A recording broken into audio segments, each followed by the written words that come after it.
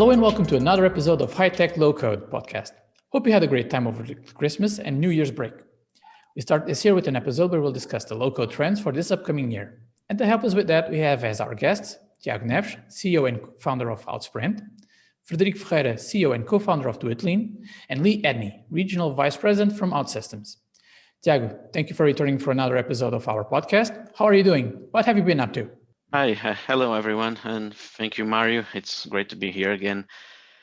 And I believe we're all in the same boat at this moment, wherever you are in the world, fortunately, let's say. But in a way, so myself and us at OutSprint, we've been trying to steer the boat through these challenging times.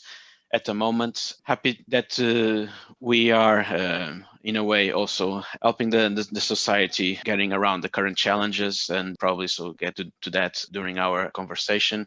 So many changes happening at the moment at a faster pace every day. And we've been helping our customers dealing with that, certainly with also the power of low code and OutSystems in particular. At the moment, so you just mentioned, I'm CEO and founder of OutSprint.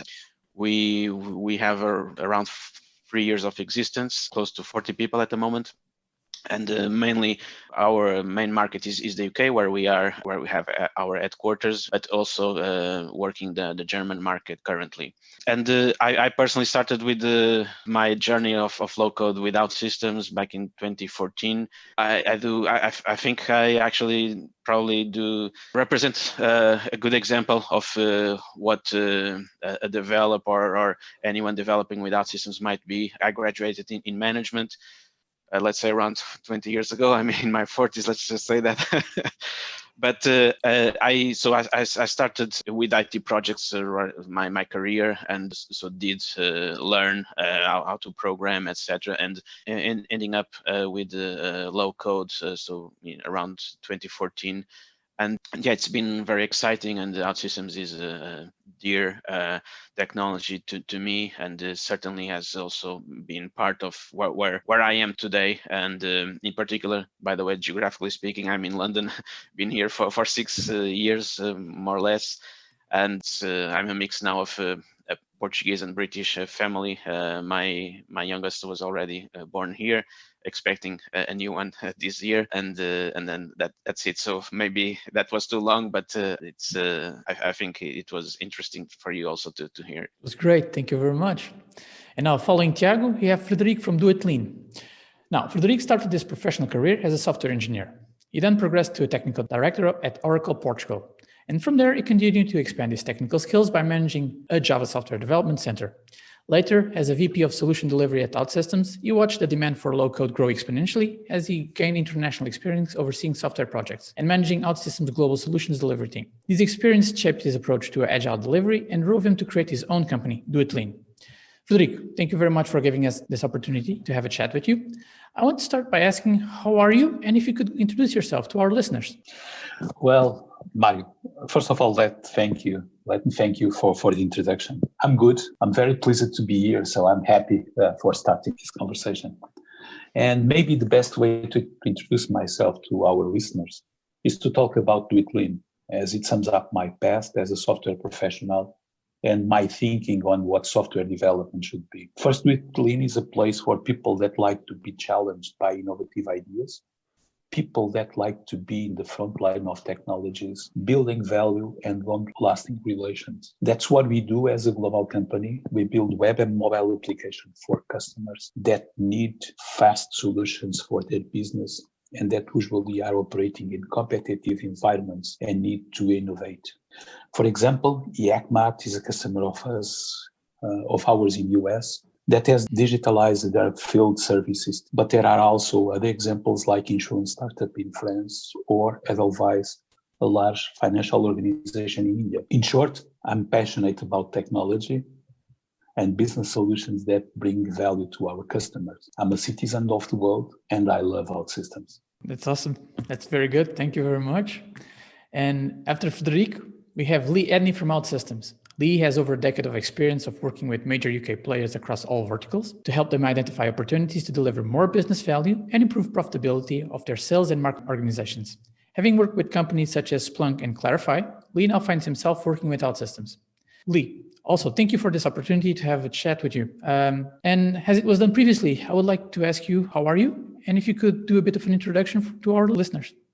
Good morning. Yeah, thank you. And thank you very much for having me on the podcast this morning. I'm also just outside of London. So I think I'm in the same boat as Tiago, right? In that we can't really go very many places at the moment, and probably everyone's a little bit bored of being stuck in the house and stuff like that, right? But I am one of the regional VPs at OutSystems. The group that I run is called Business Value Consulting. The thing that we're primarily helping customers to do is to really understand what value can the OutSystems platform bring to their organization. How can they quantify what the impact of that is? So when they're considering whether they would make an investment in our technology, what kind of return on investment are they likely to get back from that? How quickly will that investment pay itself back?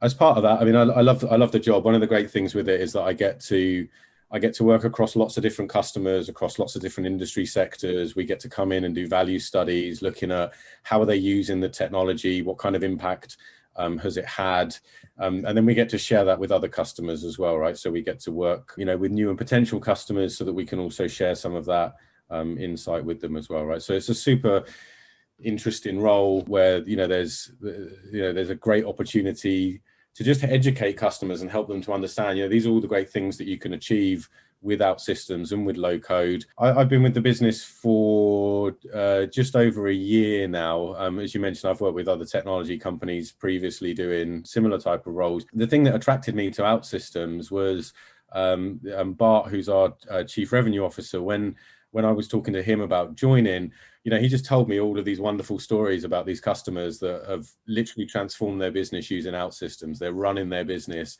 and some of the results that they got were incredible. And the thing that was always interesting for me, I'm not a technical person, but what I've always been interested in is what kind of business outcomes can technology affect and influence, right? And so, when I heard all of these stories, it was just like, wow, this is absolutely incredible. So I've been at OutSystems for a year. We're building the team out. We are a technology company, but we're really, really focused on making sure that when customers do work with us, that they use that technology to drive some really meaningful business outcomes. So, hopefully I'll share some of that stuff with you guys today, but very glad to be here. So thanks very much for having me on. Thank you for the intro. That was great also. So looking at 2021, a new year with the vaccine in the pipeline that is getting ready to be distributed to the entire world. COVID sure played a trick on us, made sure that we had to rethink our way of doing things, right? During this COVID era, we have seen an increase of apps built using low code that are aimed at helping the community. Low code has turned out to become much more than just a way to develop software, but also a way to give something back to society. Do you happen to believe that this trend is going to continue? Well, I'd say yes, from what we've seen at OutSprint. But Lee, Frederico, what about you guys?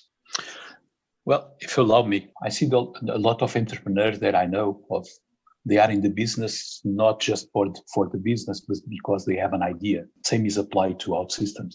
They have an idea to transform the world and make it a better place.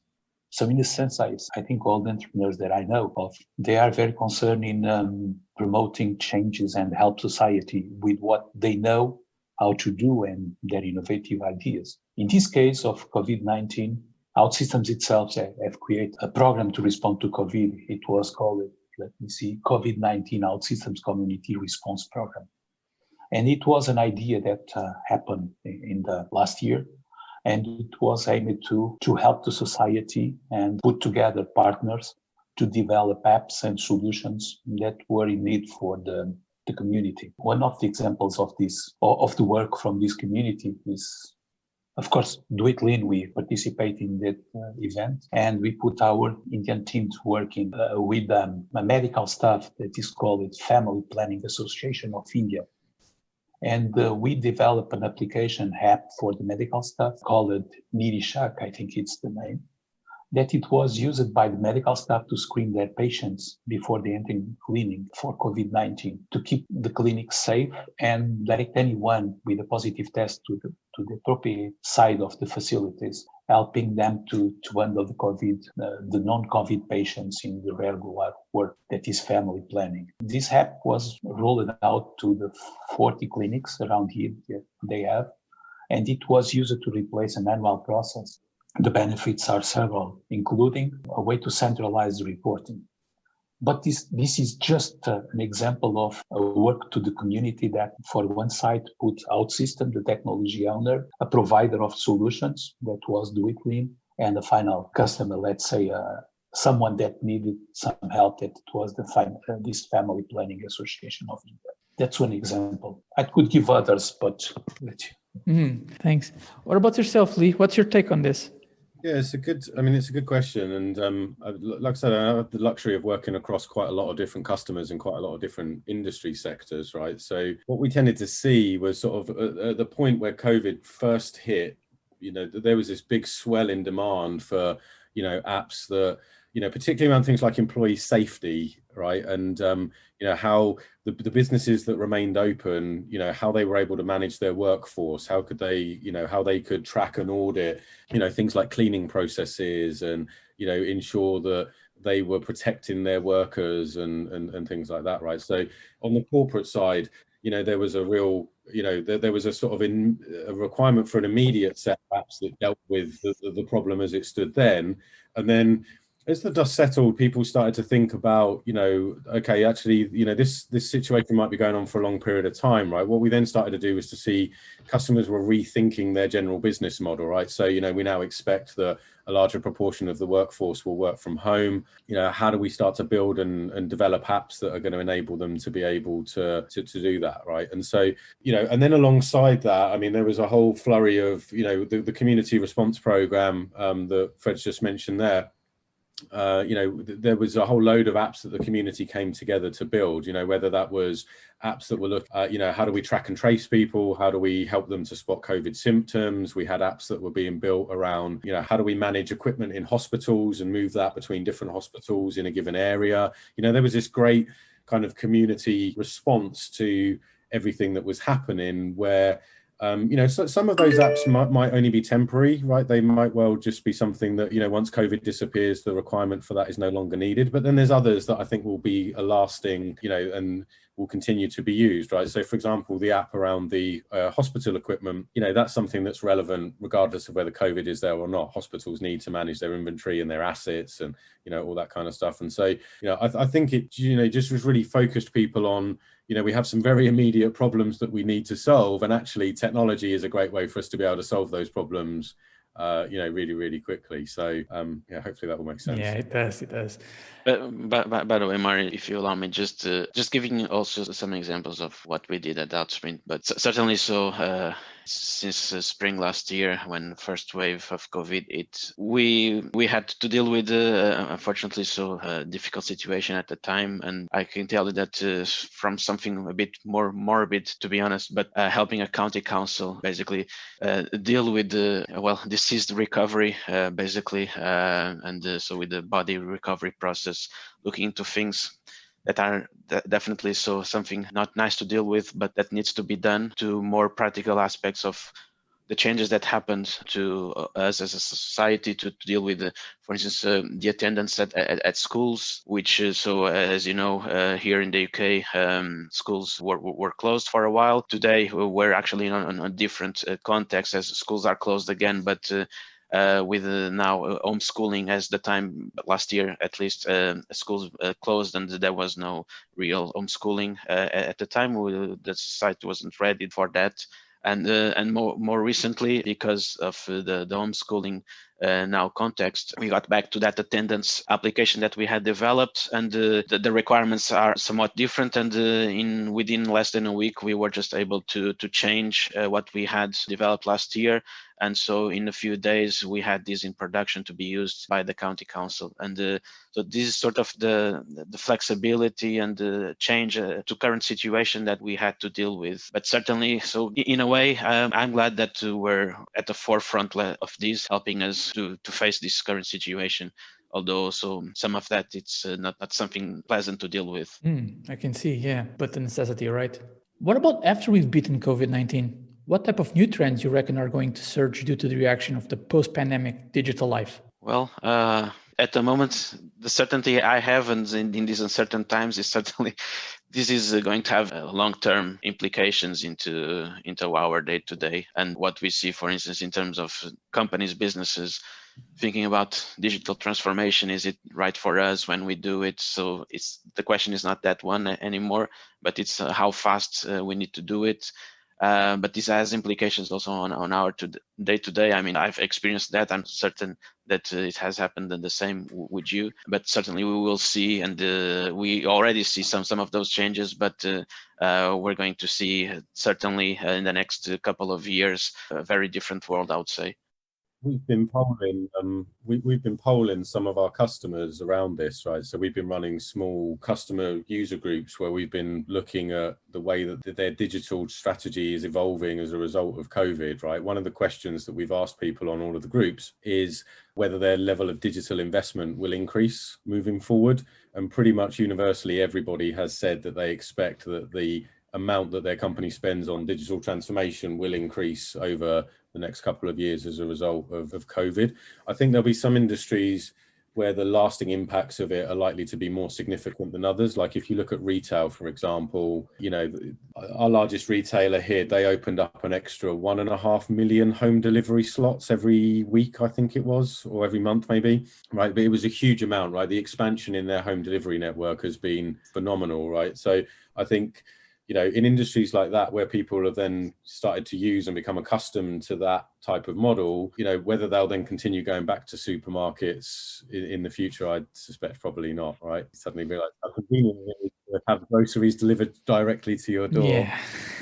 So yeah, I think there's some industries like that where there will be, you know, real lasting change. And then there are others where, you know, they're probably less able to be able to do that, right? So, you know, think things like, I don't know, logistics and, you know, some travel industries and stuff like that, where they need to kind of settle back into a normal mode of operation really more than anything. But yeah, I think Tiago said, I mean, there was a meme, I don't know if you guys saw it, and it said, who is the biggest champion, or who is the biggest driver of your digital transformation strategy? Is it A, the CEO, B, the CIO, or C, COVID? I think that's definitely true. Yes. That's a good one. Frederico, what about yourself? Any thoughts on this? Yeah, I think in certain sense, COVID just accelerated transformations that were on the ground, on the way. And but I can see some changes.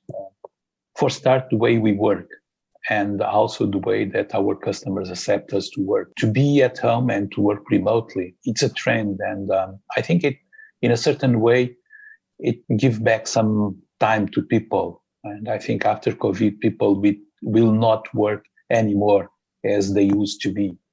They found some ways to be in family, someone's with some difficulties for the starting, everyone at home and all the problems and issues that this all at home creates. But I think it's what I see with my people. For one side, they want to go back to the office and to being connected closely to their colleagues, to have this small talk, the coffee, all those stuffs, including the discussions in front of a whiteboard. But from the other side, they see value on the time that they don't need to spend to commute to the office and to home. And also this way of working remotely can give them time to be more with the family, and sometimes to profit more what is local, what is there at their neighborhood. And I see a trend also, people focus more on the neighborhood, on help others. This is from the point of view of work. In other terms, I think also we found ourselves that we have lots of industries that are very dependent from supply sources, and lots of them came from India and from China. So I think in a certain way, all the business need transformation. They need we realize that we have more dependencies from production elsewhere in the world. And this accelerated the digital transformation, the need to connect all providers and to have more control on these logistics and production times. And the third one, I hope we saw some concerns and some focus on the green side of the society, to have more the ecology more on the decisions and also on the financing. We see this right now. I hope we can keep the trend, because otherwise we're going to get more problems like this one and even worse. And maybe that's the good side of COVID, I hope. Yeah, good point. I was reading the other day, pollution levels in the major cities has gone down. Yeah.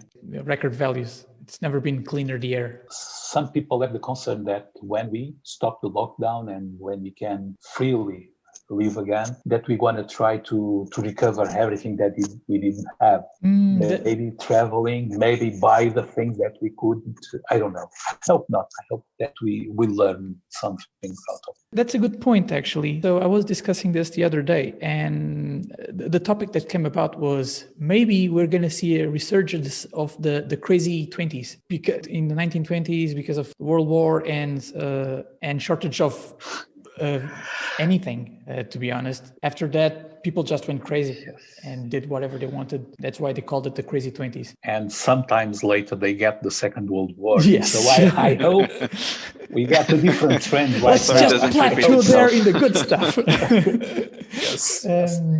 What about possible new industries that could start using low-code after seeing the success it had during the COVID pandemic? Any ideas? That one is hard, at least for me. Sorry, I don't know if I see new industries. It's difficult for me to imagine a new industry, but I see lots of value on the current industries, and mainly into maybe two groups. The ones that are innovating, the startups and so on, where low code, well, for a startup or for new companies is mandatory to have some kind of digitalization.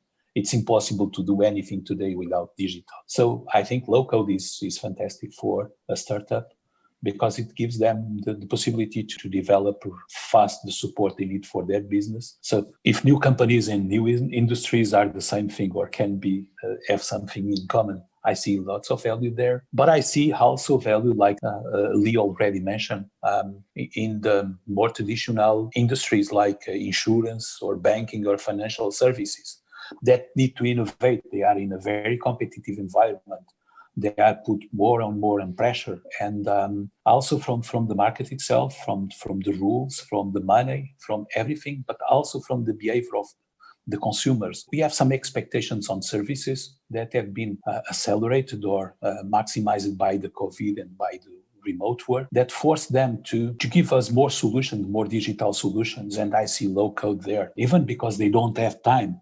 And for another reason, and sorry to diverse a little from the question, but this one good thing that I see about low code is not only the fast way to produce, but a fastest way to capture the business knowledge from the business experts and to pass it to the technical and to reflect these in applications. And applications that can evolve, that can be adaptable, like an artist that would start with the clay and build a sculpture. Maybe he cannot write down the requirements for the sculpture that he's doing, but during the process he finds other things and improves the solution until the final result, sculpture.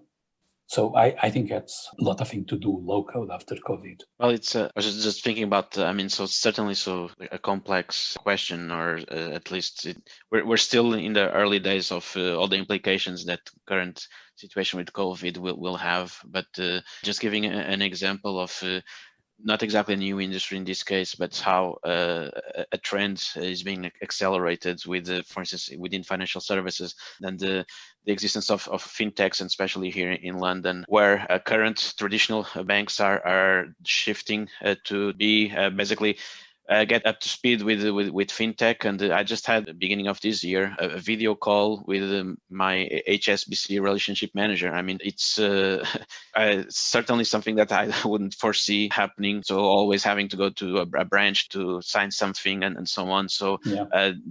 They moved. Also, so there was a need of some regulation to be changed for that to happen. So it's certainly an industry-wide change that we see happening. And that is one example. I see certainly some industries or some businesses also having difficulty surviving post-COVID, thinking about entertainment, let's say current with movies, for instance. So we have examples now that the new releases, so movies coming out, etc., are now going to be released directly on the stream platforms. What will that mean to, for instance, for cinemas? Will they still exist in a year or two? Maybe, but certainly not as much as before, I would say. So there's certainly several things that are not going to be the same, and just happening at a fast pace, because this is historically speaking, I mean, this change is happening in a couple of years. Is quite significant, I believe. Yeah, that's actually a good point. I still love going to the cinema. You have to love that crunchy popcorn flour, you know? Yeah, and there will be some hardcore fans that will still be there. Well, there are some strange ones. I like a lot of high fidelity, and we keep having tube amplifiers. They are not very efficient, but people love it. We see the vinyl that came back again, and you have a lot of fans that it's not because of the price. Maybe it's because it's look like a religion, or if you go to the movie, you need to go to the movie, and you will be there. Instead, when we are at home, you do several things. Maybe you are doing a little programming and answer a Skype where you see the movie. It's a different experience. So I don't know how That's actually, that ties in nicely. It's all about the experience at the end of the day, right? What makes us feel nice. Yeah. Yes. Maybe though it'll only be big, epic type films that we'll go to the cinema to see, right? All of those other ones, maybe you'll just go straight to streaming or Netflix or wherever, right? So, because then you do want it to feel like an experience if you're going to go to the cinema, right? Oh, yeah. It has to be good. So, if you see Gladiator, you need to see it in a big screen. It's not the same thing to see it in the iPad. It's not the same thing. That's a good example, actually. I like it.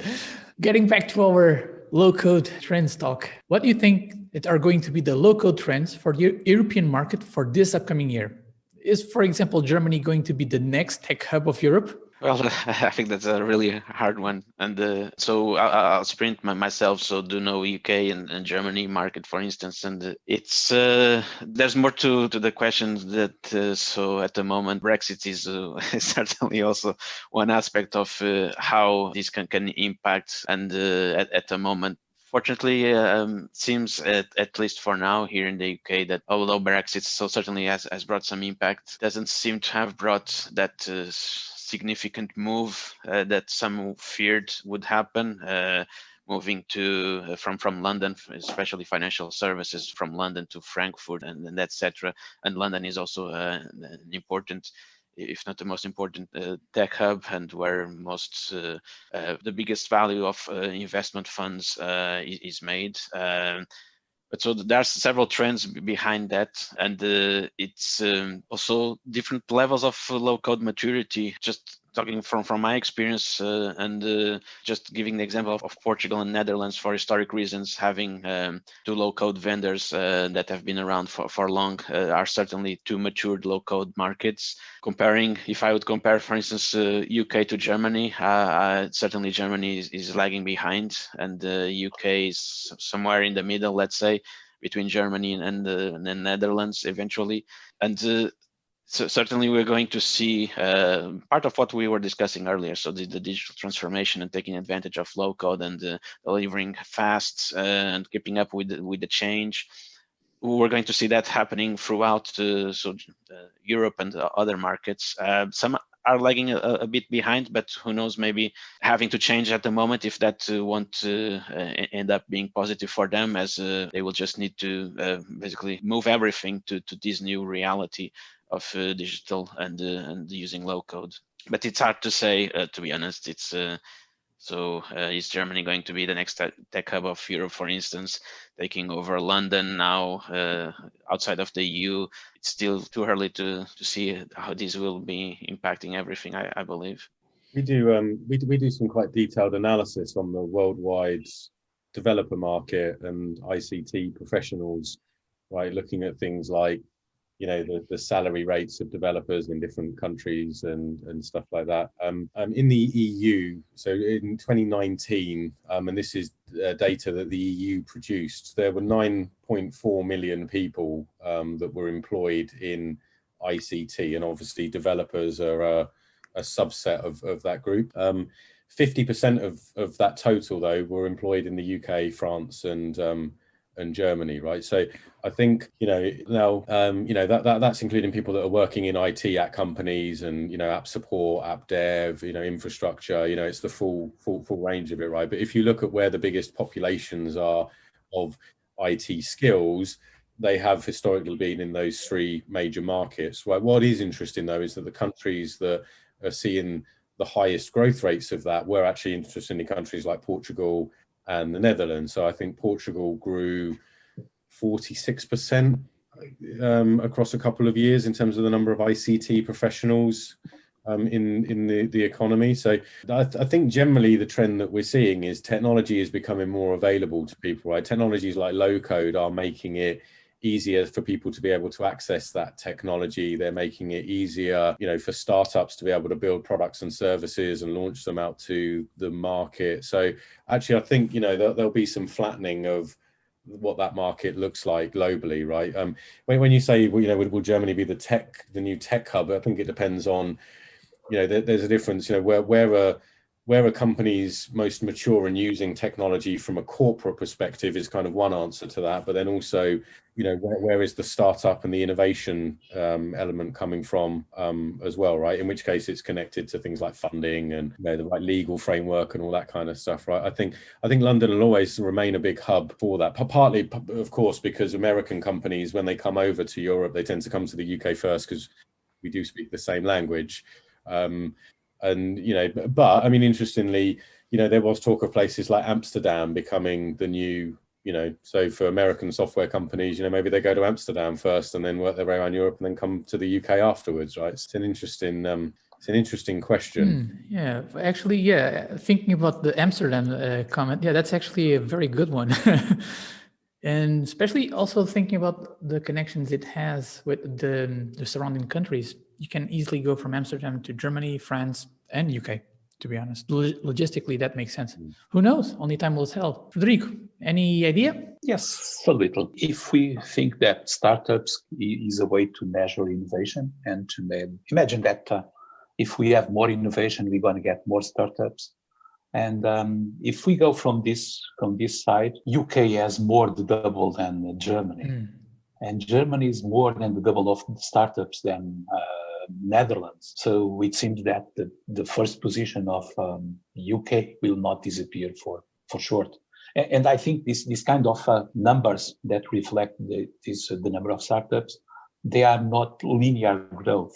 When you have a capacity of the double of to create a double of startups, is because you have a lot of other things that are more adequate, and to go there is not just the double, is much more effort that need to be done, including the financing, including also the way people is preparing in the schools, the relation between the groups and different knowledge, the way they can provide events to mix that culture. Okay, saying that, I think UK will keep to be in the front line for a long period, but Germany is a giant, and we can see what they are doing for the industry. And right now they need to innovate also in terms of the industry. So for sure they will put money, they will put processes. And I don't have direct business in Germany, so I'm seeing the things in a little far away. But I saw them to pay attention to low code and to be more motivated by the digital, including for another initiatives like Industry 4.0. So I think they will grow and they will profit the low code for sure in the next. We're going to see an acceleration there. That's my conviction. Picking up on the Industry 4.0. Which role is low code going to play in the implementation of this next generation of the industry? Oh, I should be quiet. No. Come on, share. That's the whole point of this. Unless there is an NDA in the middle, then I understand. No, just talk. Well, the whole idea of Industry 4.0 that came first from Germany, and there need to be more competitive in terms of industry, something that they are traditionally very competitive, but they need to find new ways to maintain the advance and to get this source of revenue. Industry 4.0 is very customer centric, and one of the things that is behind this is this notion of digital chain of supply that pretends to connect everyone from the material source, components, all the distributors and suppliers until the final customer, putting away some extra costs of distribution, but to connect everything from a point to another. And today we see already some results. The kind of customization that we can do that we can ask for a car, for instance, for a German car is fantastic. I can choose a lot of things that was completely impossible some years ago. And maybe some of those choices need to go until the source, the product or the component they will put in the car. And I can see the evolution of the car production in the line, or in the manufacturing line. So I can have a clear idea where I can expect my new car with all these customized features. And all of this is supported by this digital supply chain. And by the way, the experience of the car is not just the car, it's also the kind of servicing features that they provide me in the internet, and the kind of applications they give me to go with the car and to take a better experience, like you said before. So I see lots of points where we can use low code on this process. First of all, one important thing for me for use low code is to connect all these companies that are important to the supply chain. Supply chain will involve different companies, and they need to communicate easily between each other. They need to get interfaces for their existing systems, for legacy systems, and they need interconnected all in this change. So I can have a prediction of production, but also a prediction of everything that is happened. So one big place for low code is here, is in the connection between companies. Of course, if I have connection, I need to monitor the evolution, and I need to have applications that give me information about all the process. That's another area also. And finally, all these complementary applications that we need to provide and to give information to customer, that's another place where we can see low code put all the value of low code. The only place that I don't see much value for low code is in the real-time systems that are controlling the machinery. Although I know that in Germany they are providing some equipments that are complemented with software developed in a low-code platform that allow the end user to customize the behavior of that machine and to interconnect with the rest of things. So there are 3 or 4 points where low-code can be very, very important for the Industry 4.0, from my point of view, of course. Thank you. Tiago, Lee, any comments? Yeah, I mean, I think what you've described there is pretty similar to what we're seeing, right? In the, you've got the convergence of a few different technology trends coming in here. You've got things like IoT and 5G, so that, now, we can cover our manufacturing process or our supply chain with sensors, right? But then we need to be able to do something with that data. We need to be able to get that data to people so that they can make decisions on it. They can understand what's happening in a production environment or within the logistics network. So we're seeing a demand for, applications that, that would sit across that, right? So we want to hoover up data from multiple different systems. And then what I want to have is a unified view of my production environment, for example, right? How do I, how do I build an application that's going to allow me to do that?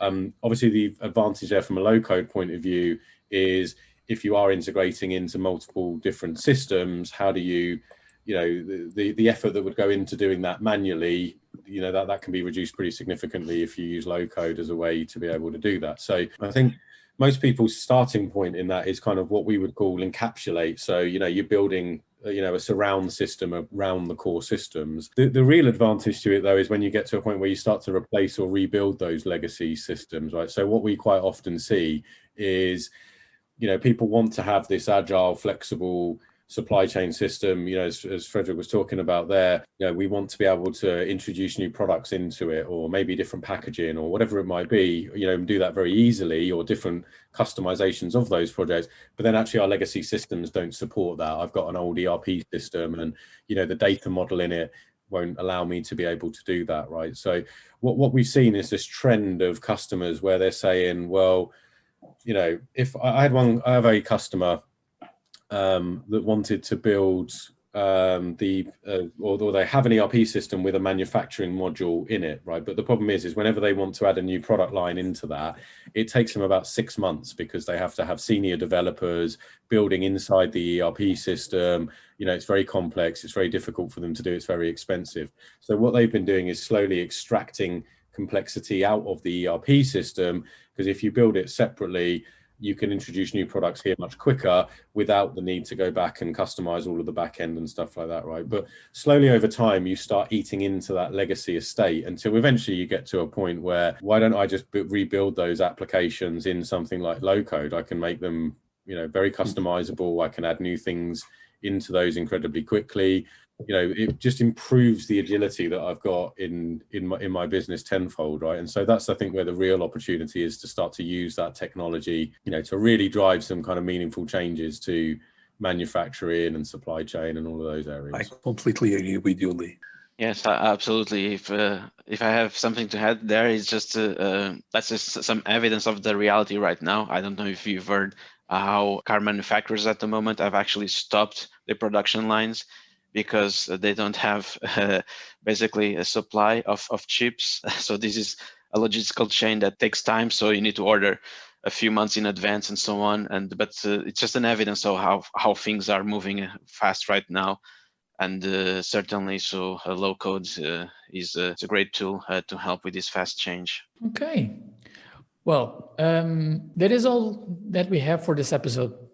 Thank you very much, Tiago, Frederico, and Lee, for joining us and taking time off your busy schedule to participate in this podcast. And big thank you for our audience, and hope that you can join us on the next episode of High Tech Low Code Podcast, where, as always, we'll feature more guests and approach yet more topics of extreme importance to the tech world. And with that, we say our goodbyes. See you soon. Thank you. Thank you. Bye.